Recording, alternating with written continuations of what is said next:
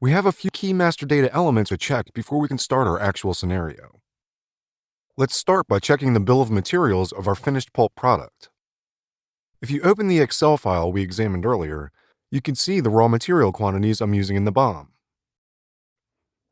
As you remember from the previous course, this black liquor here is the byproduct we will get during the pulp manufacturing process. That's why the quantity is negative in the BOM.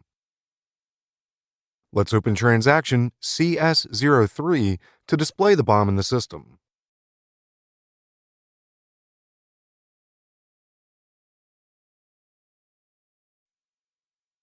The quantities in this BOM are the same as in the Excel file.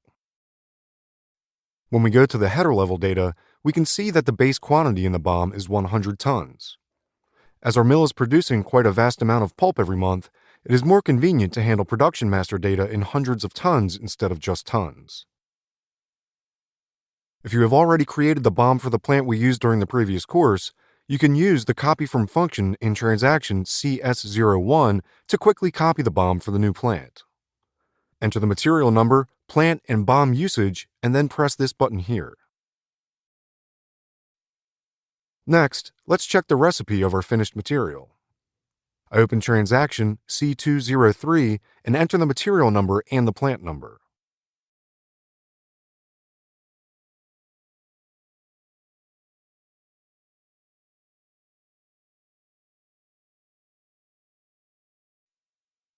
Here we can see the operations used to manufacture pulp. I'm using 3 different resources, one for each operation. The standard value 1.75 hours has been maintained for all of them. Let's take a look at one of the resources.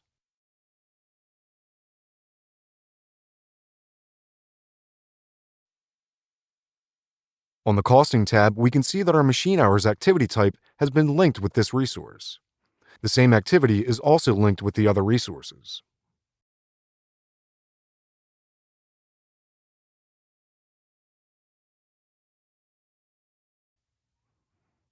On the Materials tab, you can see that this recipe is linked with the material BOM we examined a minute ago. If you want to use backflushing, remember to tick the backflushing indicator here.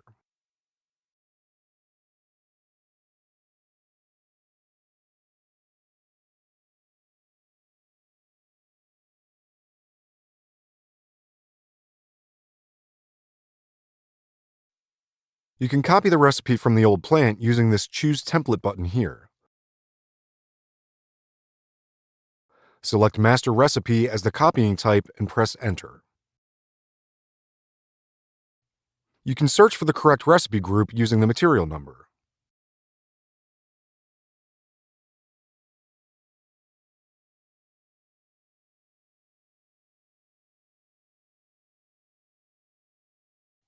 Remember that before you can create a recipe for the new plant, you also need to create all the resources for the new plant.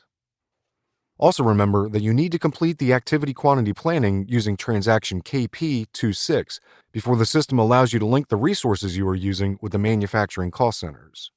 Otherwise, you will get an error message saying that your activity type is not linked with a cost center.